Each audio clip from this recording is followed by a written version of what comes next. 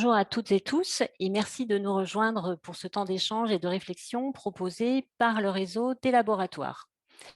Alors ce soir, nous avons choisi comme thématique la parole de l'élève qui fait écho aux engagements pris par l'enseignement catholique autour de la responsabilité en partage. L'engagement intitulé Une école de la participation de tous précise en effet qu'il faut mettre un accent particulier sur le développement de la parole des jeunes en soutenant, en multipliant et en partageant des pratiques qui, sans démagogie ni facilité, donnent aux jeunes de véritables espaces de parole et d'action adaptés à chaque âge. Nous avons donc choisi de donner la parole aux adultes initiateurs ou pilotes de 3 dispositifs, mais également aux jeunes qui sont partie prenante de ces temps et lieux de parole. Alors, nous avons un conseil de coopération de l'école Saint-Jean à Le Marillet dans le diocèse d'Angers, un conseil d'élèves au collège Saint-Joseph de Martigny-Ferchaud dans le diocèse de Rennes et l'assemblée diocésaine du diocèse de Aix. Au cours de cette soirée, l'animation sera proposée par quelques membres d'un groupe de travail composé d'enseignants, de chefs d'établissement, de chargés de mission, mais également de 2 collègues de la Fédération de l'enseignement secondaire catholique belge francophone et depuis février, 2 collégiens et 2 lycéens des diocèses de Saint-Denis, de Strasbourg, de Aix, de Auch, de Franche-Comté et de Rennes. Nous allons vous proposer 3 temps. Un premier temps autour d'une présentation des initiatives par les initiateurs, un deuxième temps autour d'une table ronde des jeunes qui sont impliqués dans ces instances de parole, et enfin un temps d'échange autour des freins et des fruits. Alors Fabrice, notre collègue belge, qui sera accompagné de Diego, membre de l'Assemblée diocésaine de Auch, nous proposerons une relecture sur les temps 2 et 3, un petit peu pour aller plus loin en fait. Enfin, nous aurons un temps de questions-réponses. Mais rassurez-vous, si nous n'avons pas la possibilité de répondre à toutes vos questions, nous nous engageons à le faire dans une petite vidéo que l'on mettra sur le site des laboratoires très prochainement. Donc maintenant, on va passer à la présentation des initiatives.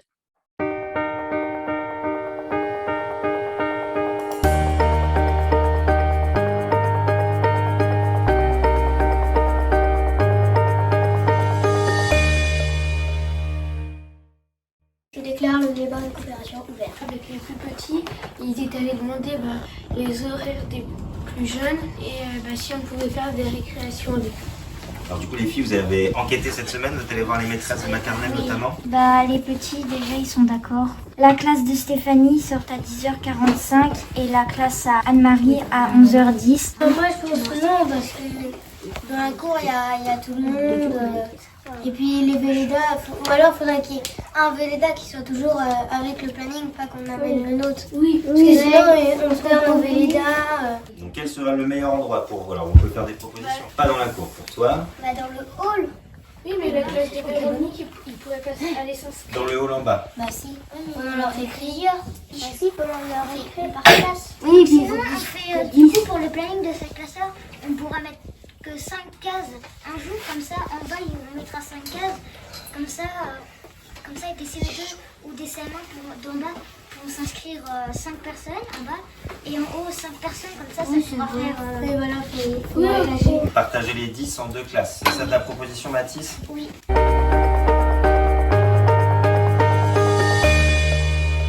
Déterminer les rôles, c'est parti. Moi je veux bien être présidente. Moi je veux bien faire. Secrétaire, moi. Ok, papier, crayon, t'as ce qu'il faut. Ok, donc le temps, secrétaire, présidente, assistante pour les gêneurs, et on a tout ce qu'il faut.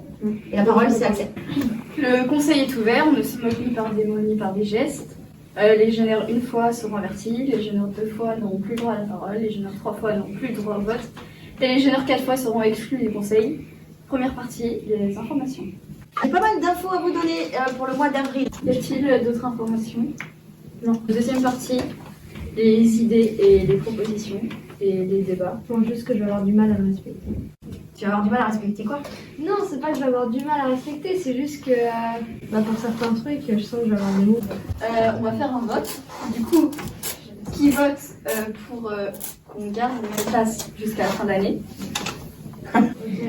Troisième partie, les remarques et les critiques et les problèmes. Quatrième partie, les remerciements et les félicitations. Je félicite Margot d'avoir compris les maths. Je remercie la classe de m'avoir laissé d'être Côté de la fenêtre, moi je remercie la classe pour avoir une bonne ambiance de travail.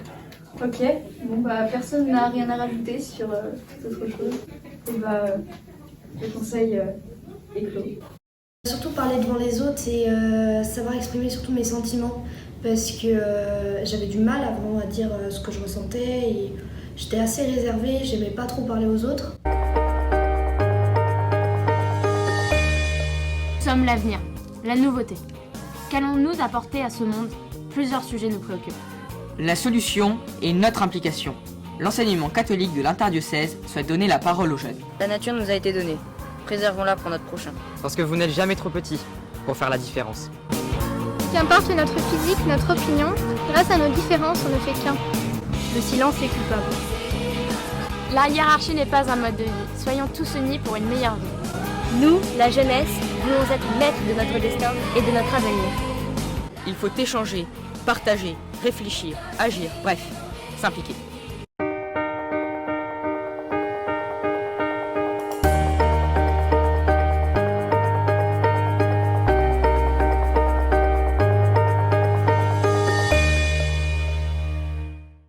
Voilà, une petite présentation un petit peu rapide des 3 initiatives qui vont maintenant nous être un petit peu présentées un peu plus en détail. Alors, on remercie déjà les 3 porteurs d'initiatives et les élèves qui ont bien accepté d'être filmés et de constituer ce petit film de présentation. Donc, en fait, on va commencer, alors on va le faire de manière assez simple. On va commencer par le premier degré et puis ensuite par le collège et puis ensuite par les assemblées diocésaines. Donc, on va laisser maintenant la parole à Mathieu qui va nous expliquer un petit peu pourquoi il a décidé de mettre en place ce conseil de coopération dans sa classe et son école et puis un petit peu comment ça fonctionne. Merci. Bonjour. Alors, le conseil d'élèves ou le conseil de coopération, il rentre dans le cadre du débat des pédagogies coopératives que je peux mettre en place dans ma classe et dans les différentes classes de notre établissement. Donc, c'est un débat qui est réglé et qu'on peut trouver dans les programmes aujourd'hui en EMC. Parce que les programmes de EMC, ils reprennent tout à fait tout un pan de la parole de l'élève, donner son avis, s'impliquer, etc. Donc, ça permet de gérer démocratiquement la vie de la classe avec des propositions, des remarques. On fait avancer le projet de la classe. Alors, j'insiste sur le fait que ce n'est pas un tribunal parce que les premiers débats de coopération, ça remonte dans l'entre-deux-guerres en 39-45, notamment en Pologne où il y avait des orphelinats d'enfants. Et les enfants ont trouvé un moyen un peu d'exorciser un peu les difficultés qu'ils avaient à vivre ensemble dans ces orphelinats-là. Et souvent, c'était un vrai tribunal pour les élèves. Alors, on n'est plus dans cette situation-là aujourd'hui en classe. Et régler des problèmes de foot, pour le match de foot, ce n'est pas le lieu du conseil de coopération. Ça, c'est un moment qu'on travaille avec les élèves, où on règle ces petits problèmes-là sur d'autres temps que le conseil. Le conseil, il fait avancer la vie démocratique de la classe par des propositions, des projets qu'on amène sur ce temps-là. Donc, on a des rôles définis sur ce conseil-là. Il y a un président ou une présidente, des secrétaires qui prennent des notes et qui reformulent les propositions de chacun, chacune, et des responsables des messages. Alors, il faut savoir que on n'arrive pas avec un sujet qu'on aborde en plein milieu du débat. On a la semaine ou les 15 jours précédents pour déposer des petits messages dans une boîte. Et cette boîte-là est lue par des responsables et moi-même. Et on décide de l'ordre du jour du débat. On ne peut pas amener un sujet du jour au lendemain comme ça. Il faut l'avoir pensé et préparé à l'avance. Donc, tout le monde a le droit à la parole dans le débat de coopération. Et évidemment, le but du jeu, c'est d'acter des décisions, ce qui permet aux enfants d'être dans une vraie démarche de projet, de se rendre compte que finalement, les idées qu'ils portent, elles peuvent avoir une finalité et un but. Et que, par exemple, tout bêtement, demander à l'OGEC de l'école des nouveaux sièges pour la classe parce qu'on n'en a pas assez et qu'on aimerait des sièges un peu différents pour travailler, et si c'est un projet qui est porté par les élèves et qui est ensuite validé par l'OGEC, ça a tout de suite beaucoup de sens pour les élèves parce qu'ils vont au bout de leur projet. Donc ça, c'est pour le conseil de coopération. Et dans chaque classe de l'école, les élèves débattent et on arrive ensuite à un conseil d'école, où les différents délégués de chaque classe se retrouvent pour apporter des propositions à l'ensemble de l'école ensuite, avec un thème qui est débattu à chaque période dans chaque classe. Et ça permet aux représentants de chaque classe d'avoir les points de vue des autres, des petites sections, des moyennes sections. Les CM2, ils se sont rendus compte que les grandes sections, parfois, avaient un peu peur des jeux du match de foot, notamment dans la cour de récré, parce qu'ils avaient envie d'y participer, mais ils ne savaient pas trop comment faire, etc. Et là, on prend des décisions tous ensemble au sein de ce conseil des délégués. Et évidemment, on a un pique-nique des délégués ce midi-là avec les différents enseignants pour les délégués de chaque classe. Et à savoir qu'on élit des délégués à chaque période. Donc, il y a 10 délégués par an pour permettre au plus d'enfants possible de s'impliquer. Voilà pour le conseil de coopération. Maintenant, il y a un autre espace de parole qui est donné dans notre école aussi, qui est complètement complémentaire du débat de coopération et du conseil d'élèves. C'est le débat à visée philosophique, le débat philo, qui est également un débat réglé avec des rôles définis, un président, un reformulateur, des dessinateurs qui peuvent dessiner, croquer un petit peu les moments des échanges, un thème donné à l'avance. Alors là, par exemple, on avait parlé de qu'est-ce qu'un chef, qu'est-ce que c'est un bon chef. Donc ce débat-là, ce n'est pas un débat de proposition, de projet, mais c'est plus un débat d'idées où on n'a pas de mauvaise ni de bonne réponse. Et les enfants s'habituent à confronter des idées, à se faire une nouvelle fois la main sur cette vie démocratique parfois qui nous manque, à pouvoir se dire bah, tiens, moi je ne suis pas d'accord, c'est intéressant, mais je ne suis pas d'accord. Par contre, voilà ce que je pense. Et ça permet de développer l'empathie à 100%, à 200%, même parce que les élèves sont confrontés à des choses qu'ils n'ont pas forcément entendues à la maison, qu'ils n'ont pas entendues chez eux, à l'enseignant de réguler, de préparer ce petit temps de débat avec des petites questions qui vont relancer les échanges des enfants, mais ça complète complètement le débat de coopération par un autre moyen. Donc voilà un petit peu rapidement les trois petits les instances qui nous permettent de passer la parole à l'école par les élèves. Merci Mathieu et merci d'avoir tenu le temps aussi. Donc, on va passer la parole maintenant à Karine sur le conseil d'élèves du collège. Bonjour. Donc moi, je vais vous présenter le conseil d'élèves qui a lieu au collège Saint-Joseph de Martigny-Ferchaud, en Ille-et-Vilaine. Je vais m'appuyer sur la présentation de Mathieu juste avant moi. Parce que moi, j'ai eu la chance d'être invitée dans une école, il y a de ça 6 ans, par un enseignant qui était en CM1, CM2. Et il m'a proposé d'observer un conseil coopératif, parce que justement, qu'il mettait en place dans sa classe, je dis CM1, CM2. Et moi, je me suis dit, quand j'ai vu ces enfants s'exprimer, je me suis dit pourquoi pas au collège, parce que les heures de vie de classe telles qu'elles existent au collège, moi, ça ne me satisfaisait pas, dans la mesure où c'était vraiment un temps où le professeur principal avait la parole la majorité du temps et distribuait des informations, et les élèves, en fait, ne prenaient pas plus la parole qu'autre chose, et je trouvais ça un petit peu contradictoire dans la mesure où ça s'appelait heure de vie de classe, et au final, c'était souvent le prof principal qui parlait. Donc, ça faisait pas sens. Et à la suite de cette visite dans la classe de mon collègue en primaire, j'ai proposé ça dans l'établissement où j'enseigne, qui est toujours très avide de nouveautés. Et on s'est dit pourquoi pas. Donc, on a commencé d'abord en 6e pour le lien avec la fin du cycle 3. Et on a décidé donc de mettre ça sur les heures de vie de classe, donc tous les 15 jours. Et on a fait comme en primaire, comme on a vu, nos élèves s'assoient en cercle et l'enseignant prend aussi place dans le cercle, en tout cas en 6e. Et puis plus les années passent, moi maintenant je sors du cercle parce que maintenant je suis prof principal en 3e.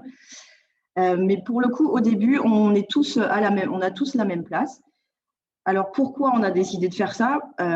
Parce que c'est issu de la pédagogie Freinet. Et c'est un outil qui favorise le débat démocratique, comme c'est noté sur le slide, et la libre expression, qui est quand même malgré tout très encadrée. Et puis, nous, on s'est vite rendu compte que l'évolution de nos élèves entre la 6e et la 3e, vous avez pu voir un extrait d'une de nos élèves en 3e tout à l'heure, qui a appris à s'exprimer. Et pour le coup, l'évolution, elle est assez nette. Quand ils arrivent à une fin de 3e, prendre la parole devant un groupe, c'est normalement pas très simple et finalement, c'est très facilité par la mise en place de ce conseil d'élèves. La slide suivante va reprendre les informations qui ont été données par Mathieu juste avant. À savoir que c'est très codifié. Les élèves apprennent très vite les phrases d'ouverture et puis les phrases de transition, avec donc le président qui va animer la séance. Le président, il est désigné au hasard ou alors en décision commune par les élèves, ou même désigné si jamais il ne se désigne pas lui-même. Alors, donc, il y a un président, un distributeur de la parole. Ça peut être avec un bâton de parole, ça peut se faire très simplement avec le doigt levé, et puis une personne qui autorise la personne à prendre la parole. Un secrétaire qui prend évidemment une note dans le cahier de la classe, et un maître du temps qui calcule. Nous, on essaye de faire 10 minutes, 10 minutes, 10 minutes et 10 minutes pour les 4 parties. Il faut que ça tienne dans un temps de classe. Donc, nous, au collège, c'est 55 minutes. Mais le temps de s'installer, ça peut prendre parfois du temps. Donc, tout d'abord, effectivement, il y a l'ouverture du conseil par le président avec une phrase qui est ritualisée. Le conseil est ouvert, on ne se moque ni par des mots ni par des gestes, et on demande la parole, on ne la prend pas. Et ça démarre ainsi. Partie 1, les informations. Donc, la parole est donnée au prof principal qui a fait son petit travail classique, je vais dire, ce qu'on faisait un petit peu avant. Et on peut aussi, bien sûr, donner la parole à n'importe quel élève qui a une information à donner, notamment aux ambassadeurs, qui sont chez nous les délégués. Voilà, mais on les appelle des ambassadeurs. Et puis ensuite, la partie 2, où là, on échange beaucoup, on pose des questions. Et si la parole ne se fait pas, eh bien à ce moment-là, eh bien, on peut donner une idée de débat, on peut décider de donner la parole chacun son tour à quelqu'un sur un sujet, on peut revenir sur des choses qui sont arrivées, voilà, donc on aimerait qu'ils s'expriment. Ensuite, les problèmes et leurs solutions. Eh bien, pour le coup, là, c'est tout un travail sur la communication non violente et les messages clairs, donc ils sont formés à cette communication dès la 6e. Et enfin, la partie 4, les félicitations, remerciements, pour terminer sur des messages positifs. Voilà. J'arrive au bout de mon temps, j'ai fait 5 minutes, donc je ne voudrais pas prendre trop de temps. Merci Karine. On aura l'occasion de revenir évidemment sur cette initiative, notamment avec Noémie et Naïma qui t'accompagnent. On va donner maintenant la parole à Jean-Marc Alors, Jean-Marc est directeur diocésain fraîchement en retraite, hein, je peux dire ça comme ça, Jean-Marc, et il a été l'initiateur de la première assemblée diocésaine sur notre territoire, juste après le temps des Mureaux et en 2019, il me semble. Hein, mais il corrigera si jamais je dis des bêtises. Donc, Jean-Marc, à vous la parole pour nous expliquer un petit peu pourquoi l'Assemblée diocésaine. Voilà, bonjour à toutes et à tous. Alors, je n'ai pas de slide, donc vous êtes obligés de m'écouter, simplement. Voilà, donc, comme le disait Sylvie, j'étais directeur diocésain pour Aix-en-Provence et j'ai donc pris ma retraite. Et par conviction personnelle d'abord, parce que je pense que la parole des jeunes, c'est quelque chose qui me portait beaucoup à cœur lorsque j'étais chef d'établissement. Et il me semblait que dans notre interdiocèse, on parlait toujours du jeune au centre, toujours le jeune au centre, le jeune est au centre, le jeune est au centre, mais il n'était jamais écouté dans ce qui le porte réellement. Hein. Donc, on écoute les jeunes, oui, dans tous les collèges, dans tous les lycées, les écoles, on a des conseils de coopération, conseils de vie lycéenne, les conseils d'élèves, même parfois les conseils d'établissement qui, normalement, doivent avoir aussi des élèves qui sont écoutés. Mais là, je souhaitais vraiment que l'on se place au niveau de leur préoccupation de jeunes dans une institution scolaire. Voilà, c'est-à-dire que l'Assemblée des jeunes n'avait pas pour fonction de savoir s'il fallait construire un stade de foot ici, si on était bien chauffé ou pas mal chauffé. La question n'était pas là, mais vraiment, qu'est-ce qui, aujourd'hui, les jeunes vous posent question et en quoi, après, l'institution elle-même peut se mettre un petit peu au service des jeunes pour aborder ces questions-là. Donc, écouter les problématiques des jeunes, savoir comment ils les vivent, comment ils les ressentent, et surtout, nous, adultes, ne pas prendre leur place. C'est-à-dire qu'on ne réfléchisse pas et qu'on ne pense pas à leur place. Voilà, ça c'est vraiment la chose qui me paraissait absolument essentielle. Donc, il faut être honnête, aujourd'hui, l'école, la maison, la vie de tous les jours sont interdépendantes, donc on ne peut pas avoir une école qui est cloisonnée. Hein, on l'a dit déjà il y a bien longtemps dans l'enseignement catholique, hein, une école sans mur, et il était important donc qu'on puisse écouter tout ce qui vraiment pose problème à nos jeunes. On parle beaucoup de co-construction, mais c'est le moment de la mettre en place. Les objectifs de cette Assemblée des jeunes, c'est bien d'abonder le CODIEC. C'est-à-dire l'Assemblée des jeunes ne participe pas à tous les CODIEC. Il n'y a pas d'intérêt quand on va choisir de fermer une classe, d'ouvrir une classe ou de décider le nombre d'heures à mettre ici ou là. Bon, ce n'est pas très intéressant pour les jeunes.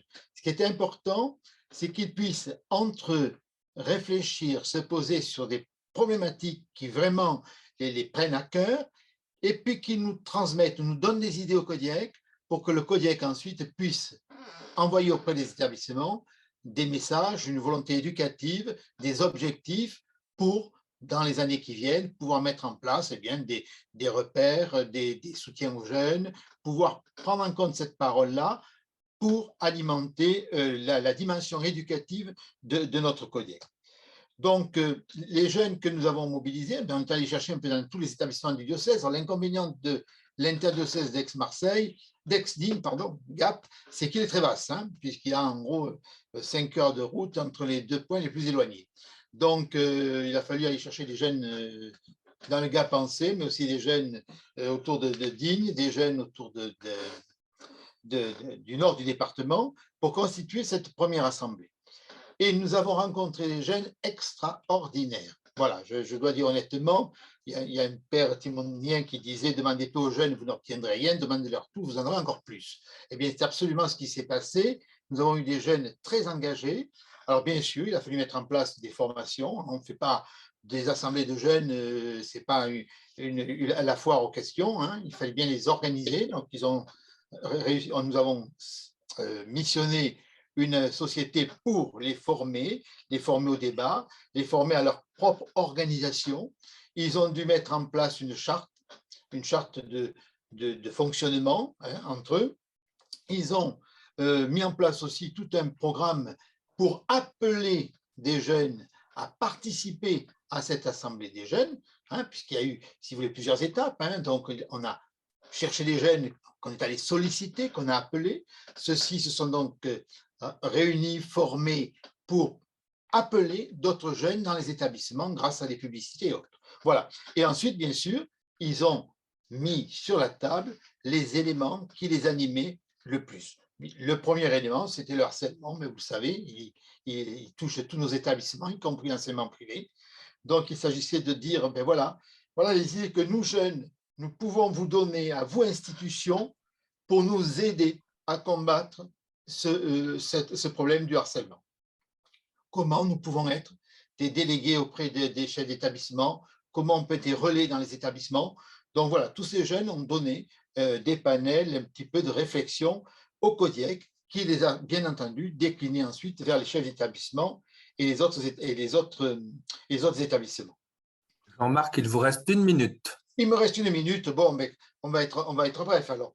Donc, simplement, vous dire que ça répondait aussi, la participation, on la trouve dans tous les textes d'enseignement catholique. Donc, moi, j'avais mis dans mon petit texte de départ le statut, article 112, 241, 47, et surtout la doctrine sociale de l'Église, qui dit bien que la participation est un devoir de tous, consciemment exercé d'une manière responsable en vue du bien commun. Et c'est vrai que ça s'applique aussi bien aux jeunes, c'est dit d'ailleurs dans le Compagnon Gaudium d'Espèce, et c'est vrai pour nos établissements. Voilà, ça y est, c'est bon, dans les temps. Merci beaucoup Jean-Marc. Effectivement, vous êtes dans les temps. Donc, on aura aussi le temps de revenir sur le 3e temps autour de ces questions. On va passer donc à notre temps numéro 2. Et là, ce sont les élèves les jeunes qui vont prendre la parole.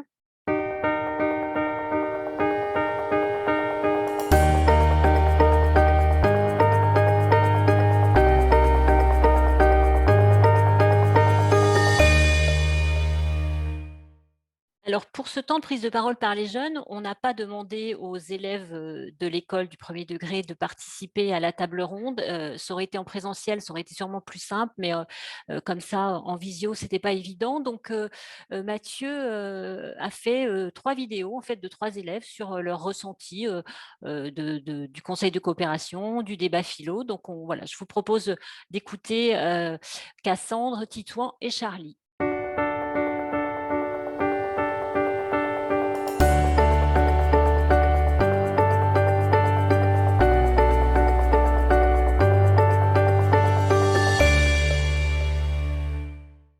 Est-ce que tu aimes les débats de coopération?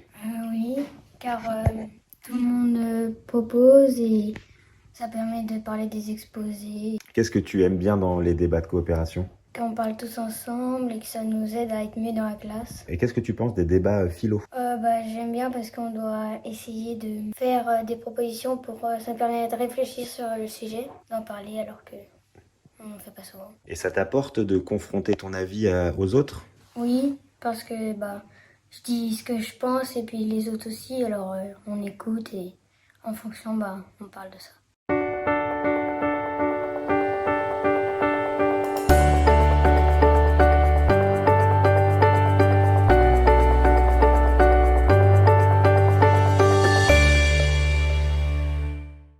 Est-ce que tu aimes bien les débats de coopération? Oui, j'aime bien parce que c'est intéressant et on peut parler de ce qu'on peut faire pour l'école. Est-ce que c'est important pour toi qu'on fasse le débat de coopération dans la classe? Oui, c'est important. Pourquoi?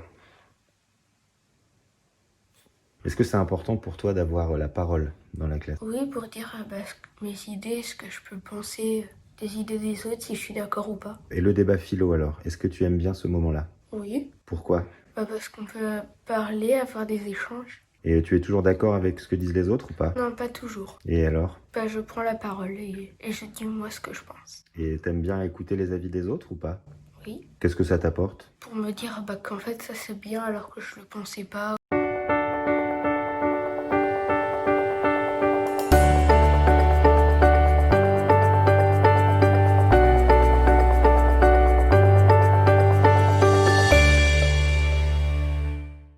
Que penses-tu du débat de coopération?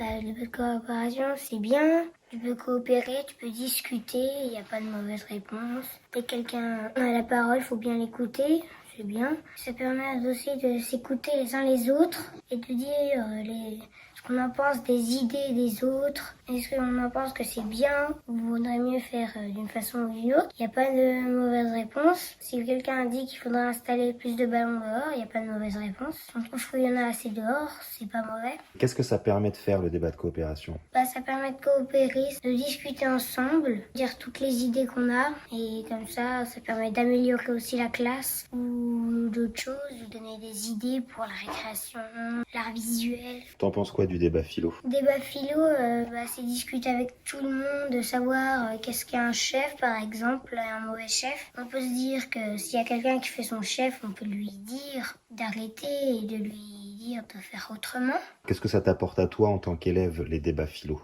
Ça apporte qu'est-ce qu'on sait, ce que c'est un chef maintenant. Sur le thème des chefs par exemple? Sur le thème des chefs, on sait qu'est-ce qu'il faut faire si tu es un chef. Mais on sait comment tu peux être un bon chef ou un mauvais. Que c'est bien les débats philo, ça te plaît? Oui, c'est bien. C'est bien parce que ça permet aussi à tout le monde de parler. Moi, j'aime bien. Je propose des idées des fois. Du coup, j'aime bien ça.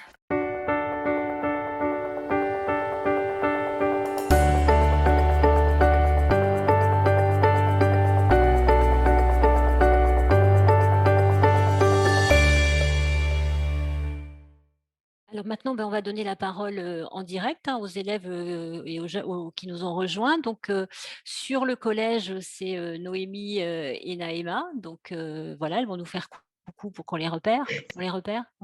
On a aussi donc les deux Thibaut, normalement, sur le Codiel, alors qui sont des élèves du Codiel de Strasbourg. Et je vais laisser la parole à Evan. Evan est sur le Codiel de Aix. C'est lui qui a la lourde tâche d'interviewer, d'interroger Noémie, Naïma et Thibaut. Voilà. À toi, Evan. Oui, bonjour. Je vais commencer par une question pour... je vais poser un peu les mêmes questions pour les différents niveaux parce que c'est intéressant d'avoir justement différents points de vue. Je vais commencer par le collège. Qu'est-ce qui vous a motivé à participer à ces codiels ou selon le nom que vous lui avez donné? Alors du coup, nous, c'est le conseil de classe. Et ce qui nous motive, c'est vraiment, du coup, on peut discuter avec tout le monde. Ça peut aussi nous faire créer un lien avec la classe. Nous, on a la chance d'avoir ça depuis la 6e.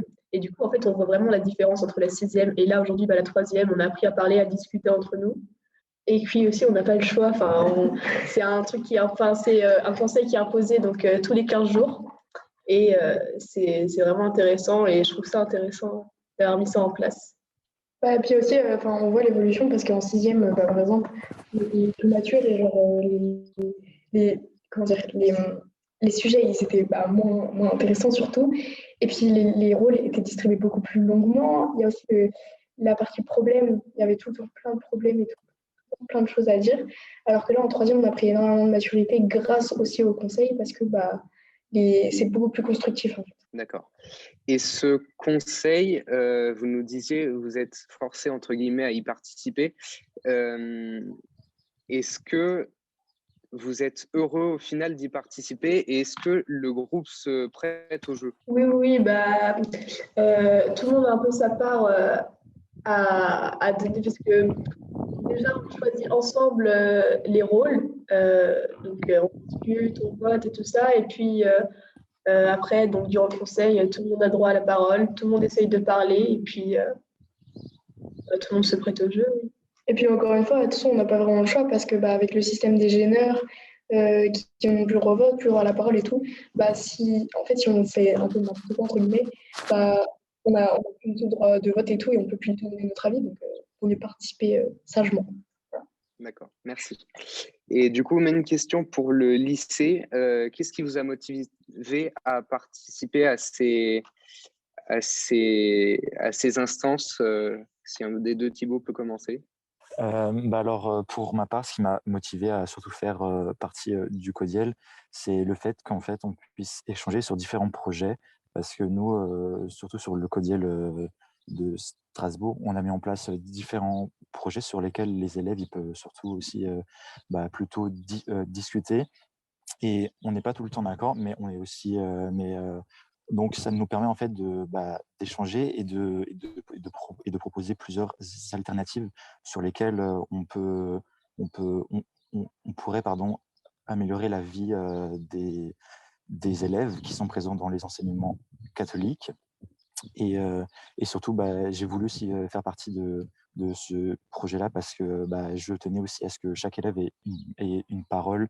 Et donc, c'est pour ça que je trouve que c'est très important de faire partie d'un Codiel en général. Voilà, je laisse la parole à l'autre. Merci Thibaut. Et pour ma part, pourquoi j'ai voulu faire partie du Codiel, c'est parce que en fait, j'ai jamais eu d'écoute entre guillemets à mon collège et même depuis ma scolarité. Et donc le fait qu'on me proposait de participer à ce Codiel et qu'on puisse entre guillemets entendre nos paroles et mettre des projets en place pour améliorer la vie des élèves au sein de l'enseignement catholique, ça m'a réellement fait quelque chose et donc ça m'a directement attiré et j'ai directement adhéré au projet. Et le fait qu'il y ait eu le Covid et que ça ait ralenti certains projets, ça a été un peu dommage, mais maintenant on est en train de reprendre des projets et on les voit réellement naître, ça fait quelque chose, c'est réellement bien. Toi Thibaut, de quelle thématique est-ce que vous avez discuté et de quoi avez-vous parlé dernièrement, par exemple?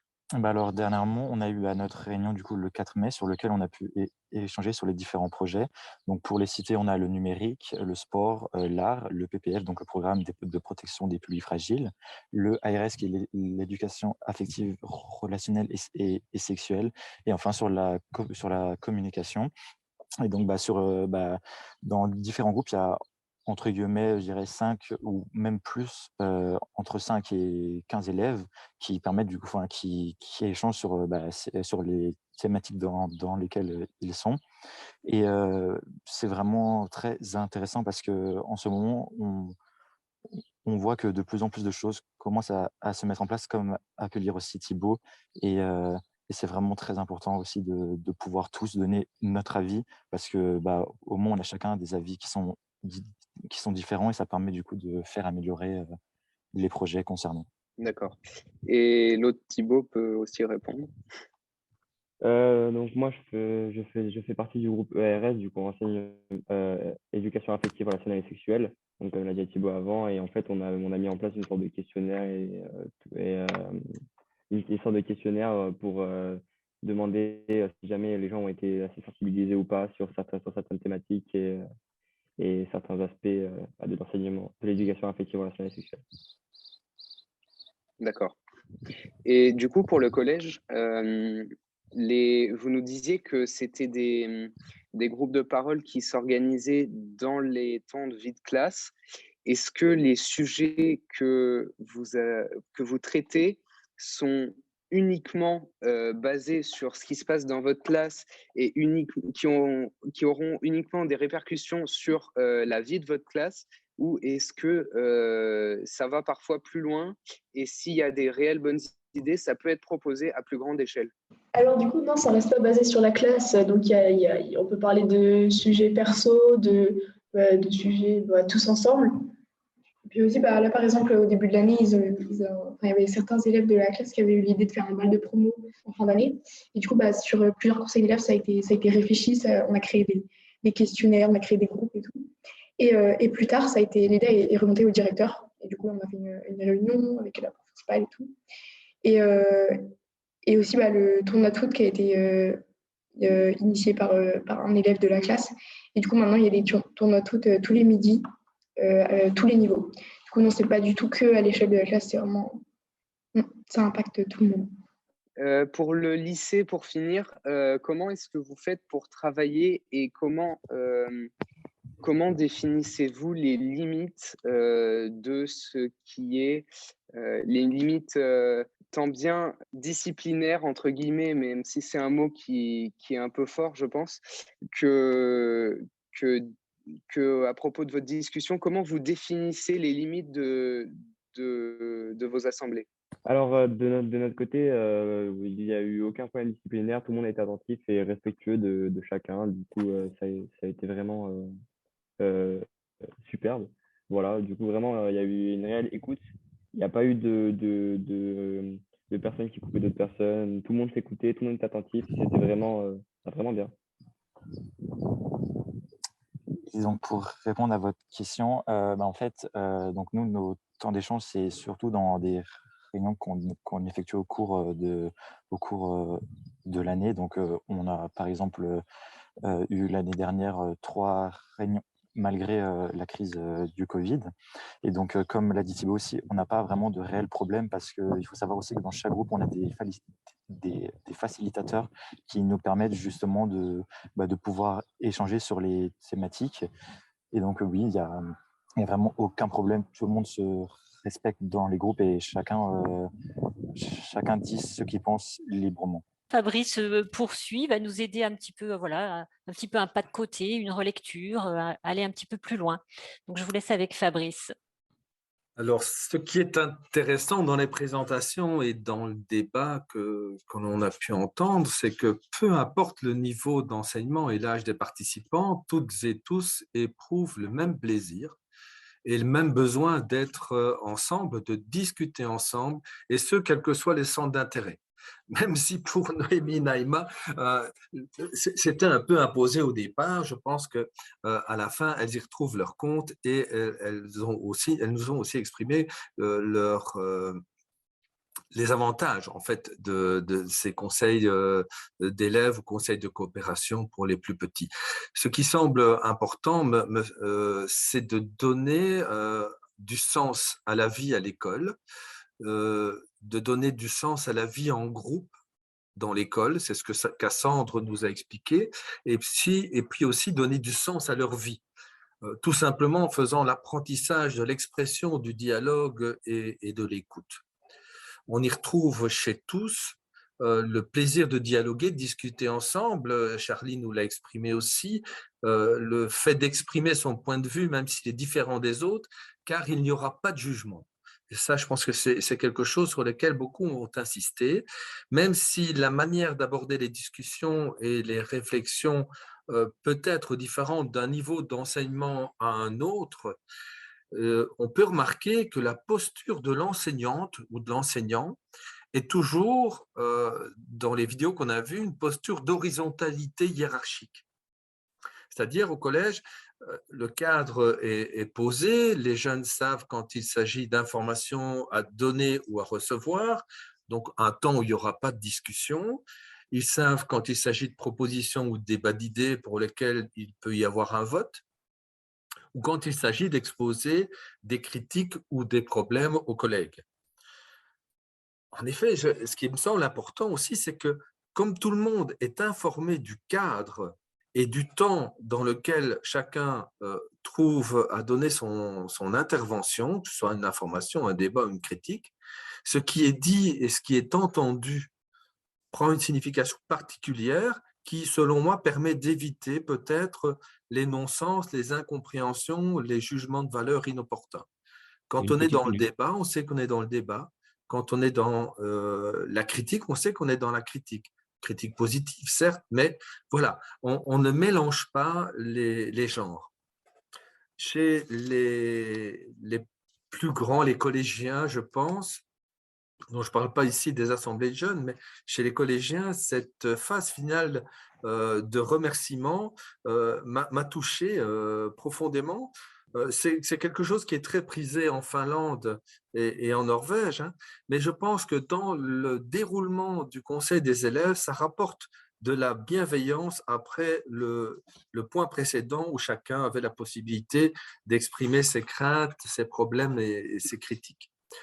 Concernant le témoignage de l'Assemblée des jeunes, où les projets sont plus larges que la sphère de l'école, je retiens particulièrement 2 phrases dans la petite vidéo qui nous a été présentée. J'espère ne pas commettre d'impair en les recitant, parce que la prise de notes n'était pas facile. La première dit ceci: « Parce que vous n'êtes jamais trop petit pour faire la différence ». La seconde: « La hiérarchie n'est pas un mode de vie, soyons tous unis pour une meilleure vie ». Cette dernière, d'ailleurs, demanderait à être un peu creusée et peut-être trouverons-nous des réponses dans le 3e focus. Merci beaucoup. Merci beaucoup, Fabrice. Et Fabrice aussi a tenu le temps. Alors là, bravo.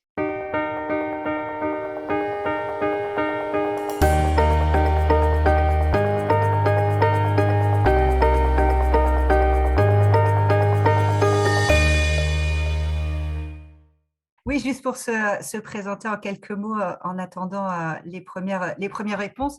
Donc moi, j'ai la chance de piloter le conseil diocésain des élèves de Seine-Saint-Denis depuis 2 ans, avec un lancement uniquement en visio pendant le confinement.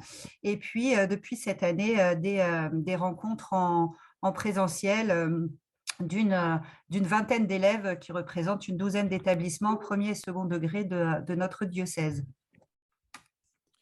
Je vais faire exactement comme Astrid. Donc, je m'appelle Laurent Bescon et j'ai la chance d'être le pilote du CODIEL, le comité diocésain des élèves d'Alsace. Donc, vous avez déjà vu donc un copilote et puis un copilote adjoint, effectivement, qui sont parmi nous ce soir. C'est sympa parce qu'on voit déjà le nuage de mots qui est en train de prendre forme. Alors, soulever l'adhésion, oui, c'est assez sympathique. C'est effectivement quelque chose qui revient souvent et c'est quelque chose… Alors, je vais juste prendre l'exemple de Strasbourg. C'est une des thématiques qui a été choisie pour l'an prochain. Comment est-ce qu'on fait pour soulever l'adhésion, pour solliciter d'autres jeunes, pour leur demander s'ils souhaitent effectivement participer et puis qu'est-ce qui va les motiver à participer. Donc, c'est effectivement quelque chose qui est prégnant et c'est une question qui est au cœur des préoccupations, alors évidemment des nôtres, en tant qu'organisateur, mais vraiment aussi au niveau des élèves, ils se posent la question de savoir comment est-ce qu'on peut faire pour développer encore plus ce qui est déjà en place. Alors, difficulté considérée, tenir sur la longueur. Tenir sur la longueur, effectivement, c'est toujours un pari en fait, d'année en année. Astrid, n'hésite surtout pas à me couper, mais c'est toujours un pari d'année en année parce que nous, on base vraiment sur le volontariat. C'est-à-dire que la première de chaque année, on ne sait pas combien on va être. Est-ce qu'on va être 2 ? Est-ce qu'on va être 20 ? Est-ce qu'on va être 30 ? Alors, on a de la chance en Alsace. Pour l'instant, on est aux alentours de 35 jeunes. C'est très fluctuant en fonction des réunions parce que, en fonction des emplois du temps, en fonction des périodes dans l'année, voilà, il y a des choses qui sont contraignantes. Il n'empêche qu'on a effectivement une bonne grosse trentaine de jeunes qui sont engagés dans les projets qui vous ont été présentés tout à l'heure. Il y a tenir sur la longueur aussi. Alors, je pense que la problématique n'est pas forcément la même en ce qui concerne le conseil de coopération, où on sent que c'est une dynamique une dynamique d'école. Idem, j'ai envie de dire, pour le conseil d'élèves. La problématique est peut-être un petit peu différente, effectivement, pour les conseils diocésains, où là, ça met en lien, du coup, différents établissements avec des chefs d'établissement qui changent d'année en année. Mais on retrouve peut-être la même chose avec des équipes qui changent au collège ou au premier degré. Je laisse réagir mes collègues Karine et Mathieu, peut-être. Est-ce que vous pouvez juste reformuler que je ne réponde pas à côté? Alors, je voyais tenir sur la longueur. Alors, c'est vrai que vous, c'est quand même un projet d'établissement. Par exemple, quand vous avez des nouveaux collègues, parce qu'il y a aussi motivation, etc. Quand vous avez des nouveaux collègues, est-ce que c'est du coup difficile de les faire rentrer dans la démarche ou c'est quelque chose qui maintenant est inscrit dans le projet et ça pose aucune difficulté?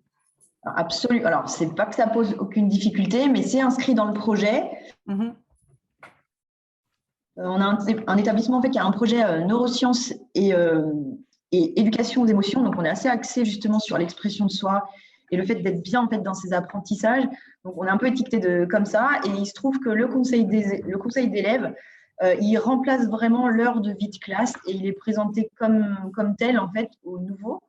On est une petite équipe, nous on est moins de 25 enseignants, donc ça veut dire que les professeurs principaux sont souvent les mêmes. Et pour le coup, quand il y a des nouveaux, il y a effectivement une présentation de ce qu'est le conseil d'élèves dans notre établissement. Et puis surtout, il y a un tutorat qui se met en place. Ça veut dire qu'on ne se lance pas dans un conseil d'élèves comme ça. Il faut quand même une certaine expérience, notamment pour lever des peurs, notamment pour avoir la bonne posture. Et c'est juste pas évident de changer de posture pour certains enseignants, certains collègues. Et pas forcément les moins expérimentés. Ça peut être, même avec de l'expérience, c'est pas évident pour certains de se mettre à faire ça. Et puis voilà, donc il y a un temps de tutorat où on va, un de nous en fait qui a beaucoup d'expérience dans la tenue du conseil d'élèves va assister le collègue pendant une fois, 2 fois, 3 fois, le temps que ça se mette en place. Mais il se trouve que c'est surtout nécessaire en 6e, parce que c'est à ce moment-là où les enfants ne connaissent pas encore comment ça se passe. Par contre, dès la 5e, 4e, 3e, là, c'est presque le prof qui peut se faire guider par les élèves. Si on a des élèves comme Naïma et Noémie qui ont vite pris en fait, le pli de ce conseil d'élèves et de s'exprimer, là, ils peuvent très bien eux-mêmes driver l'enseignant pour le coup, pour la tenue du conseil d'élèves. Je ne sais pas si j'ai bien répondu à votre question, mais voilà. Oui, oui, parce que ça soulève justement la question. Le mot revient quand même de soulever l'adhésion que ça suppose, voilà, aussi le soutien finalement de l'institution, donc du chef d'établissement dans ce cas-là. Donc oui, c'est comment finalement on en fait un projet qui soulève l'adhésion de tous. Et je pense que tu as bien répondu, notamment avec le système de tutorat entre adultes qui se met en place. Oui, absolument. Et c'est vraiment, ça fait partie de l'ADN du collège aussi. Donc, c'est vrai que même quand il y a un changement de direction, le conseil d'élèves est présenté comme faisant partie vraiment du collège avant tout. Et pour le coup, voilà, c'est pas que c'est imposé, mais quasiment. La difficulté, voilà, c'est la cohérence. Et c'est réussir à ce que… Alors, nous, il y a 12 classes, donc il y a 12 professeurs principaux. Il est évident qu'aucun d'entre nous ne fait le conseil de la même façon, même si on a le même cadre. On a une sensibilité différente, on a des personnalités différentes, mais on se tient à ce que le cadre soit respecté. Et d'ailleurs, les élèves, quand ils changent d'année, ils changent de professeurs principaux, connaissent les règles du conseil d'élèves et les phrases types et comment tout ça s'organise. Donc, il faut vraiment que chacun se prenne en charge et décide effectivement de faire ce conseil d'élèves tous les 15 jours quand c'est la vie de classe, même si on a autre chose à gérer, même s'il y a des papiers à donner, même si des fois on aimerait bien faire autre chose. Mais pour le coup, moi, c'est une heure que j'adore parce qu'en fait, il n'y a jamais rien à préparer vu que c'est les élèves qui ont la parole. Donc, ça demande de l'expérience, mais c'est un réel confort, je trouve, de ma part. Et peut-être du côté des élèves… Je vais juste rebondir sur deux, trois mots. Effectivement, il y a marqué motivation des enseignants. Alors, je vais une fois de plus parler du codiel. Au niveau du codiel, il est vrai que les enseignants ne sont pas ou pas encore, mais peut-être que dans les autres codiels, c'est différent. Solliciter. Il y a beaucoup de personnes qui sont sollicitées, en particulier les responsables de vie scolaire. Il y a un côté pratique pour les transports avec les enfants, avec les adolescents. Donc, la motivation des enseignants, c'est effectivement quelque chose qui est aussi à développer. Il n'empêche que les enseignants sont des personnes ressources et elles sont sollicitées en fonction des projets qui sont choisis par les jeunes. Et donc, en fonction de ça, on fait appel effectivement à des enseignants en disant bah, « Tiens, toi, tu as telle et telle compétence. Est-ce que ça t'intéresserait de venir ?» Donc ça, c'est intéressant de les associer, bien évidemment. J'ai vu également qu'il y avait la crainte des parents. Alors, par rapport au codiel, il y a zéro réticence de la part des parents. En tout cas, on n'a pas encore eu de retour de la part de parents qui ont dit « Non, non, moi, je ne veux pas que mon enfant fasse partie d'eux. » J'ai envie de dire, pour lancer un petit pavé dans la mare, il y a peut-être plus de crainte parfois des équipes de direction en disant « Mais qu'est-ce qu'ils vont faire finalement là-dedans ? Est-ce qu'ils ne vont pas nous mettre le bazar un petit peu dans ce qu'on avait imaginé dans les établissements ? Est-ce qu'ils ne vont pas venir avec des revendications ?» Et bon, pour l'instant, ce n'est absolument pas le cas, mais j'imagine que ça peut être aussi sous-jacent. Et encore une thématique sur le recrutement des élèves. En Alsace, on a fait le choix de ne pas associer la présence au codiel à une fonction dans les établissements. C'est-à-dire qu'il y a des élèves qui sont élus délégués, mais il ne faut pas que ce soit une condition sine qua non pour intégrer un codiel. C'est vient qui veut et vient qui a envie de s'engager. C'est vraiment l'engagement qui est le point numéro 1, j'ai envie de dire le critère numéro 1 de recrutement. Tu as envie de t'engager, ben viens. Et puis, fais un petit bout de chemin. Et puis, si dans un an, tu n'as plus envie, ben, ce n'est pas un souci. Peut-être que tu reviendras dans un an, il y aura une autre thématique qui te parlera à nouveau. Voilà. Je me disais, avant peut-être d'avoir aussi le point de vue des élèves, parce que j'imagine que aussi, en tout cas, on en a déjà parlé avec eux, c'est-à-dire des freins, il y en a. Quand on est élève et qu'on est dans une instance, peut-être, Monsieur Vincenti, vous pouvez aussi réagir en tant que directeur diocésain quand vous avez mis en place cette assemblée diocésaine. Voilà, quels freins ont pu, quelles craintes, quelles peurs ont pu être soulevées? Oui, en effet, et je rejoins tout à fait M. Vescon sur les craintes des chefs d'établissement en particulier. Qu'est-ce que les minots là vont nous imposer?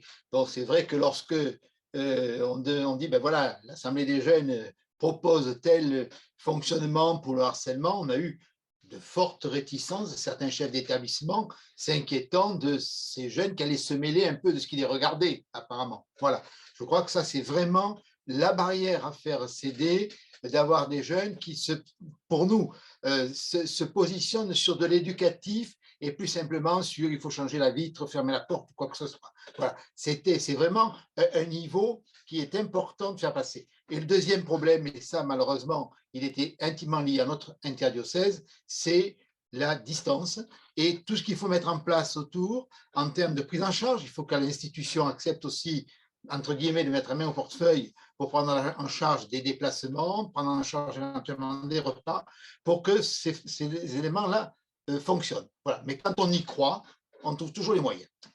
Et du coup, les élèves, Noémie, Naëma, Thibaut et Thibaut, est-ce que vous auriez des choses à dire justement autour de cette question, des difficultés? Déjà, moi, j'en avais parlé avec mes parents la première fois qu'on avait fait un conseil.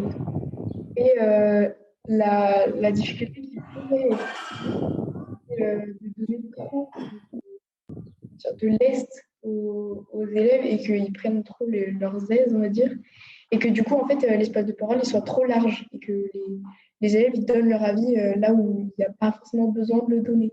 Et quand on en parle avec les surveillants et tout, et bah, ils disent aussi beaucoup que c'est un inconvénient, on va dire. Que la peur aussi, ça peut être le manque de cadre de certains élèves et que bah, du coup, comme disait Noémie, là, bah, le temps de parole, la parole en fait prenne une ampleur et que bah, le fond et la forme de la parole de l'élève soient complètement démesurés et bah, on n'avance pas trop, quoi. Et puis il y a des élèves qui sortent du cadre, largement. Donc ça peut être un frein. Thibaut, alors Oui. l'un ou l'autre? Alors, quand je vois cette question-là, pardon, beaucoup de choses qui me viennent en tête. C'est tout d'abord, je dirais, bon après je sais que c'est pas forcément possible, mais c'est surtout la fréquence des réunions dans laquelle on se rencontre.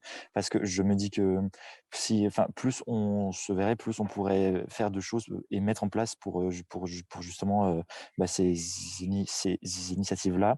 Et c'est aussi le fait ça nous est arrivé aussi pour le Codiel de Strasbourg, mais c'est aussi que, je dis ça personnellement, que j'ai l'impression que, par exemple, dans mon thème à moi qui est le cyberharcèlement, qu'en fait, quand on a voulu lancer des projets, que les chefs d'établissement ils prenaient pas tout le temps en considération les choses ou par exemple les questionnaires qu'on mettait en place.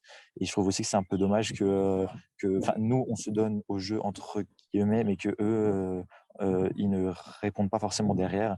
Et je trouve qu'il faudrait avoir une meilleure communication entre les deux intermédiaires. Merci Thibaut. Peut-être qu'on pourrait éventuellement passer aussi au côté fruit du coup. Qu'est-ce que ça vous apporte, ces instances de parole? Alors, on commence peut-être par les adultes ou par les jeunes, comme vous voulez. Moi, je vote pour les jeunes. Alors vas-y, on vote pour les jeunes. Donc, qu'est-ce que ça vous apporte à vous? Alors, on en a déjà un petit peu parlé depuis le début, mais en quelques mots. Oui, tout ce qu'on disait au début, là, donc du coup, ça nous apprend à parler. Ça peut être aussi bien pour certains élèves là, qui ont du mal à s'exprimer en groupe, ça peut être une aide. Également, ça peut créer aussi un lien avec tous les élèves de la classe. On apprend à se respecter. Enfin, il y a des règles qui se mettent en place. Et puis, c'est intéressant, en fait, parce que certains se confient, ça en aide d'autres. Et puis, voilà, on est bien, quoi. Comme l'a dit Naïma, oui, ça permet à certains élèves timides de, par exemple, donner leur avis pendant les votes, parce qu'un vote, c'est pas compliqué à effectuer. Et puis aussi, on n'a pas parlé, c'est des messages clairs qui ont été mis en place. En fait, on a des outils qui nous permettent de bien s'exprimer, de pas manquer de respect aux personnes à qui on veut s'adresser, même si c'est pour faire un reproche ou parler de nos problèmes. Merci Noémie, Naïma. Peut-être l'autre Thibaut qu'on n'a pas encore entendu. Éventuellement, Thibaut, oui. Voilà, qu'est-ce que ça t'apporte toi, en fait, d'être dans le Codiel? Est-ce que tu peux…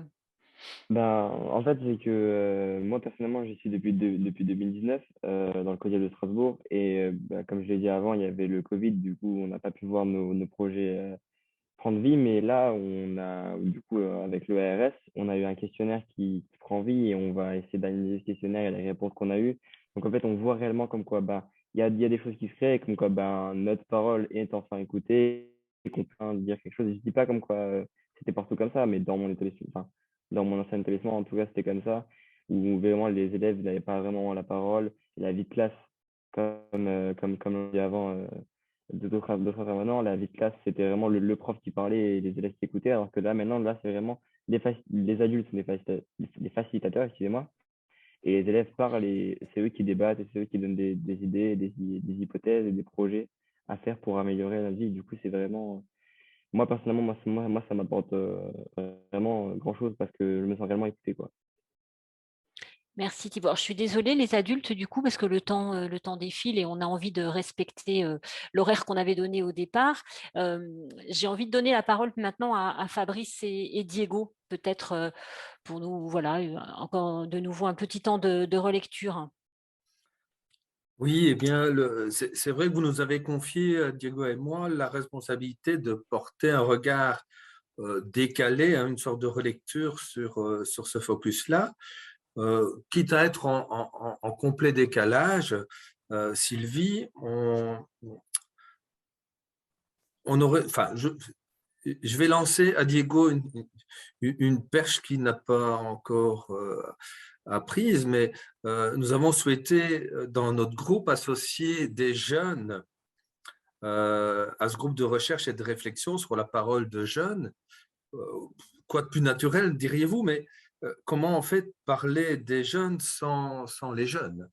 Et donc, c'est ce qu'on a voulu faire dans ce groupe-là. Et j'aimerais que, Diego, tu puisses nous exprimer en 1 ou 2 minutes un peu ton ressenti sur la manière dont tu as vécu cette participation-là et surtout aussi sur la manière dont les adultes ont pris ou pas en compte la parole des jeunes dans ce groupe de recherche et de réflexion. On a entendu souvent dans le fait des jeunes que la parole, elle n'était pas nécessairement entendue, prise en compte dans les établissements, un peu plus dans le CODIEL. Comment tu as vécu cette participation au sein de ce groupe mixte jeunes adultes de recherche et de réflexion? Alors, bonjour à tous. Moi, je pense que nous avons, avec les jeunes, déjà, nous avons bien travaillé. Nous avons bien travaillé, pourquoi? Parce que nous en sommes arrivés à ce résultat-là. C'est-à-dire que là, nous sommes en train de faire une visio pour savoir quelle est l'importance de la parole des jeunes au sein de l'enseignement catholique. Et je pense, si je prends le socle de la question, Fabrice, que les adultes au sein de ce groupe de réflexion nous ont écoutés. Ils nous ont écoutés pourquoi? Parce qu'ils ont vu, en quelque sorte, je vais peut-être employer des mots un peu forts, mais ils ont vu la détresse des élèves. Et ils ont vu la détresse des élèves de ne pas être assez écoutés. Voilà. Et je pense, oui, que là, nous avons été écoutés, qu'ils ont su apercevoir ou percevoir notre détresse, et ils ont su nous écouter pour faire avancer ce fléau, effectivement, de l'abstention de parole de l'élève au sein de l'établissement de l'enseignement catholique. Voilà. Détresse, c'est peut-être un peu fort, Diego, non? Au vu de... Alors, tout le monde, les participants qui sont là n'étaient pas dans notre groupe de réflexion, mais je pense qu'il y a une certaine détresse dans certains cas. Dans certains cas, alors des cas isolés, mais je pense que dans certains cas, il y a des détresses. Et je pense que si nous en sommes là, c'est parce que cette détresse est peut-être en train de se généraliser. Voilà, et il faut au plus vite la stopper. Quand on regarde un peu les freins au niveau des nuages de mots, qu'est-ce que tu aurais comme mot à épingler dans les freins? Alors, je vais le dire à l'oral parce que moi, je n'ai pas accès, enfin, je suis sur téléphone, du coup, je n'ai pas d'autre socle. Mais dans les freins, nous avons le temps. Déjà, nous avons le temps parce qu'un projet, c'est long. Et déjà, là, nous sommes en fin d'année et je crois que c'était notre dernière réunion la dernière fois au SGEC. Et du coup, voilà, donc c'est le temps. Moi, vraiment, si j'aurais un frein, voilà, je vois que c'est d'ailleurs marqué, c'est le temps. Parce que nous avons un temps, et nous en avons énormément parlé la dernière fois, nous avons un temps très réduit et nous avons des projets qui sont très bien, mais qui sont longs à la mise en place. Et du coup, voilà, je pense que le temps est le plus gros frein que nous pouvons rencontrer. Ok. En ce qui me concerne, au vu du nuage de mots, je pense sincèrement qu'il y a une volonté, une motivation des jeunes et des adultes. On voit le mot motivation et le mot enseignant qui sont vraiment en exergue. Je pense que chacun et chacune est prêt à dialoguer, à partager avec l'autre, autant les jeunes que les adultes. Le plus important, c'est d'accepter, et je pense que autant pour les jeunes que pour les adultes, c'est de changer de posture. Donc de se mettre de côté pendant un certain temps, de mettre de côté sa place dans la hiérarchie du système. Je le disais tout à l'heure sur le Focus 2, où il y avait une horizontalité hiérarchique.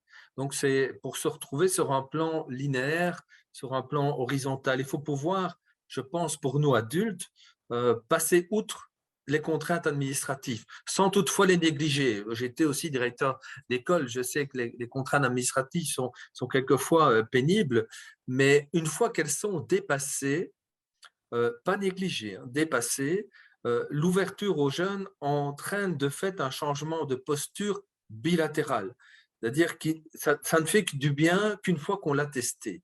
Mais si on ne teste pas ce changement de posture, si on ne teste pas ce dialogue avec les jeunes en vérité, je pense qu'on ne pourra pas imaginer ce que ça peut donner comme richesse au niveau des contacts et au niveau de l'avenir de notre enseignement catholique. Qu'est-ce que tu penses de ça, Diego, au niveau de la place du changement de posture? Je pense qu'on est un peu là pour ça.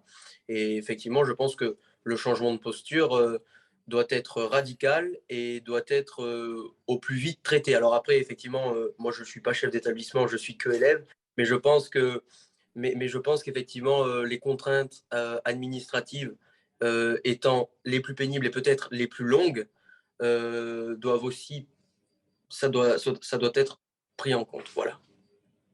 Ok, on s'était dit qu'on terminerait sur 2 citations. Donc, je te laisse le... On a travaillé aussi avec WhatsApp, hein, parce que il faut dire ce qui est, les jeunes nous ont aussi appris pas mal de choses au niveau des réseaux sociaux, hein. Même si aussi on fait du freestyle au niveau WhatsApp, au niveau Discord, c'est ça. On a appris pas mal de choses, hein, au niveau des réseaux sociaux. En tout cas, moi, le plus vieux de la bande, je pense. Tu peux nous donner un peu la citation que tu as choisie? Alors moi, ma citation, elle vient de Georges Guinemer, voilà, un ancien aviateur qui dit « On n'a rien donné tant qu'on n'a pas tout donné ». Voilà. Ouais, alors moi, je fais un peu en décalage, j'en ai 2. Ah ben voilà. Donc, et bon, tu sais bien, tu me connais un peu. La première, c'est Jean-Paul II qui disait « N'ayez pas peur » lors de son ordination comme pape. Et la deuxième, c'est de François, du pape François, qui nous dit, qui dit aux jeunes dans Christus 8, ne laissez pas les autres être protagonistes du changement. Merci beaucoup Fabrice et Diego pour ce temps de relecture. Alors peut-être qu'on a quelques questions. Est-ce que Lucas qui est avec Elia derrière, qui voilà, lit vos questions et je ne sais pas, Lucas, est-ce qu'il y a des questions?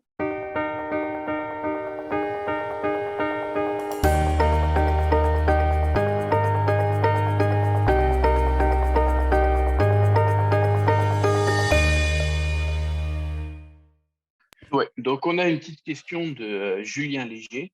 Donc question pour les jeunes. Donc hormis ces instances, pour vous donner la parole, pensez-vous avoir une parole libre avec vos enseignants et dans vos établissements ou avec votre directeur? La suite de la question est également adressée aux jeunes pour leur demander ce qu'ils souhaiteraient. Merci Kélia, merci Lucas. Alors qui veut prendre la parole éventuellement? Karine, Emma, Thibaut, les Thibauts.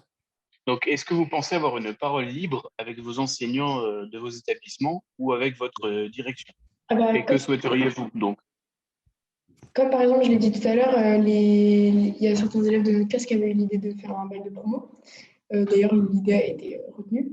Et en fait, pour le mettre en place, on a demandé un rendez-vous avec la principale et le directeur, M. Ménard. Et ça a été tout à fait pris en compte. Les élèves ont eu leur temps de parole et tout, avec un certain cadre forcément, avec des questionnaires, des votes et tout. Et vraiment, je trouve que dans notre cas, la parole est prise en compte aussi en dehors des choses mises en place pendant les heures de cours. Alors, je compte... Il y a beaucoup de temps que j'ai eu personnellement avec ma professeure principale de toutes les années. Moi, je peux rebondir sur Strasbourg, le codial de Strasbourg. Donc, nous, personnellement, il n'y a pas eu réellement de frein. Il n'y a vraiment eu aucun frein. Personne nous a dit qu'on ne pouvait pas parler. Personne nous a coupé la parole. On devait juste lever la main et on pouvait Thibaut, excuse-moi Thibaut, c'est plutôt en fait par rapport à tes enseignants ou les chefs d'établissement. C'est plus par rapport au codiel. D'accord, ok. Donc dans l'établissement, on discute pas trop avec nos enseignants, mais on peut. Il y en a qui sont ouverts à la discussion et on a un coin pastoral avec lesquels on peut aller discuter, donc entre midi et 2, par exemple, même pendant des heures de trou. Mais sinon, à part ça, personnellement, je ne discute pas tellement avec mes enseignants, à part je rentre, je vais en cours et c'est fini. Je crois qu'Astrid voulait prendre la parole aussi. Oui, alors je ne suis pas une élève, mais j'ai travaillé pas mal avec un groupe d'élèves dans mon établissement, là pour le coup, au sein d'un conseil de maison. Souvent, les élèves, ils se sentent entendus. Ils ont dans leurs établissements des espaces de parole, des conseils des délégués, etc. etc. Là où ça pêche un peu, c'est d'être vraiment écouté, c'est-à-dire d'aller jusqu'au bout des choses avec eux.